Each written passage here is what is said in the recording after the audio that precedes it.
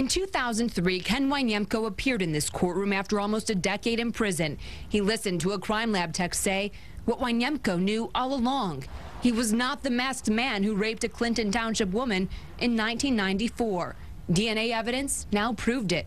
7 Action News was there as Winiemko celebrated on the day of his release from prison. I'd like to propose a toast to good friends and to the truth.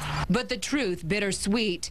The truth was, while the state gave Ken back his freedom, the state did not make up for so much taken away. Time with his son, his mom, and especially his dad. He always believed me. He always knew that I was innocent. But I was looking forward to the day where I could actually walk out the prison door to give him a hug and tell him that I love him. Instead, he visited a grave. The World War II veteran died on Memorial Day 3 years before his son would be cleared. He couldn't understand how this could happen in this country. When Ken Winiemko got out of prison, he had none of the belongings he had before he was locked up. And when he went to find work, he found that spending almost a decade in prison had put quite an ugly hole in his resume. When he showed it to employers, they turned him away.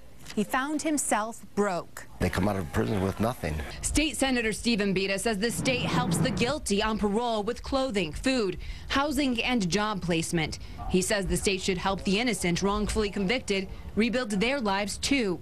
He says right now exonerees can sue, but it takes years.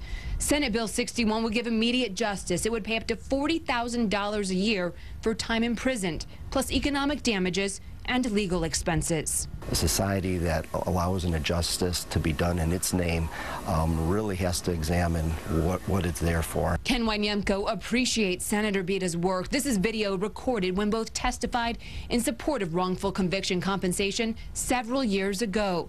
But Winiemko says the current bill does not do enough. That spending time in prison harms your health, and exonerees deserve physical and mental health care.